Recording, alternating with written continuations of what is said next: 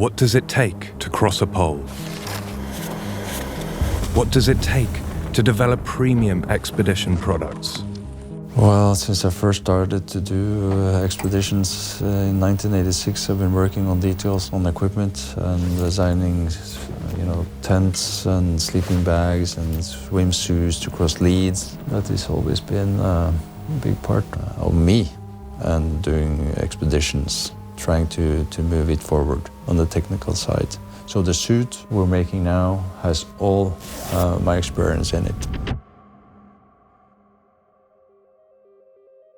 I really like working on equipment, and I've been fortunate to work with Norrøna with the equipment for quite a few years. I like working with designers, and they're so passionate about what they're doing, and to be with the guys with Norrøna who really knows what quality is. That has been a privilege, really, and for me, coming from kind of the user end and working with the guys that actually do the final layout of it, it's been a privilege, and it's very inspiring for me to work with people who know what they're doing.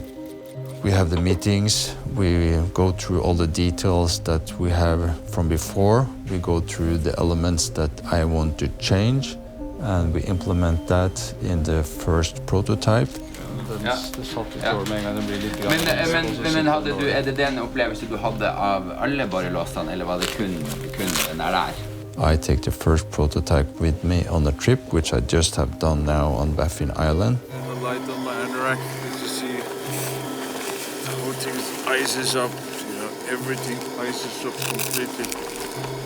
And after that, we immediately sat down and went through all the details, so that it was fresh from the field.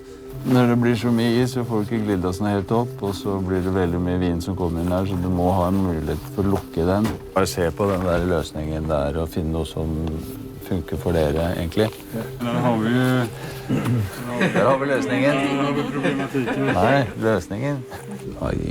You can't just walk in, the woods or do a weekend trip in the mountains. You need some time. You need that some period of days or weeks to be able to really get to know all the details and also the durability.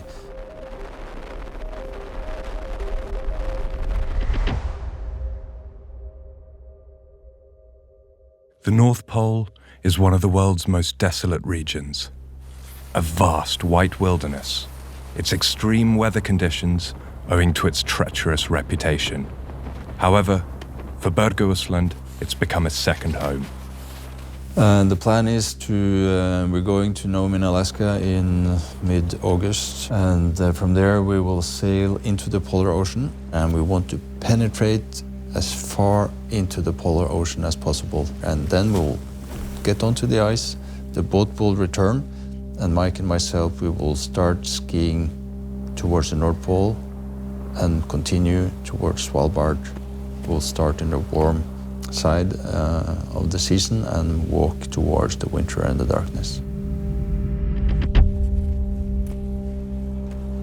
On the 12th of September, 2019, Børge and Mike leave the sail ship Pangaea. Ahead waits over 1,500 kilometers of frozen wilderness, ice, and death traps. The explorers need to keep a tight schedule with strict routines, relying on all their collective experience. This will be their hardest test to date.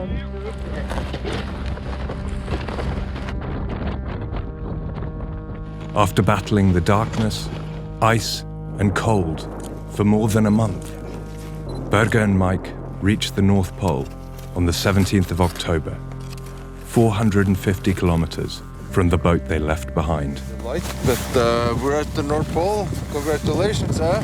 Well done, Børge! Yeah, we deserve this. We deserved it in the middle of the night.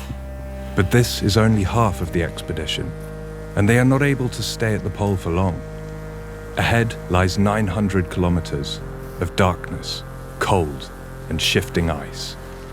This is the ultimate test for the Arktis collection, Despite a depleted food supply, extreme weather, shifting ice, infections, and accidents, Børge and Mike dig deep and keep a good steady pace towards their goal.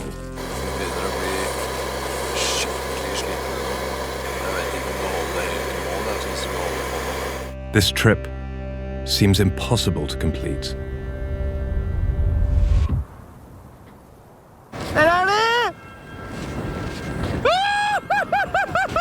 After 86 days, Børge and Mike reach the boat Lance.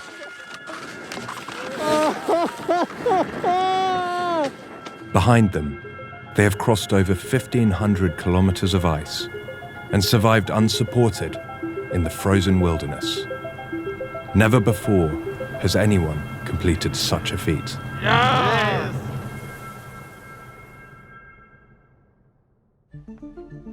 Developing a new neurona collection takes a lot of trial and error. Speed bumps and setbacks are part of the daily routine in a product development process that can take years to complete. All logistical elements need to come together and work in tandem. You never know which you might meet in the world's most isolated regions. So the process actually has been going on since 2006. It takes a long time to make a product like that. So that jacket, that trouser have all the elements that I have tested and worked out in my head on all these trips.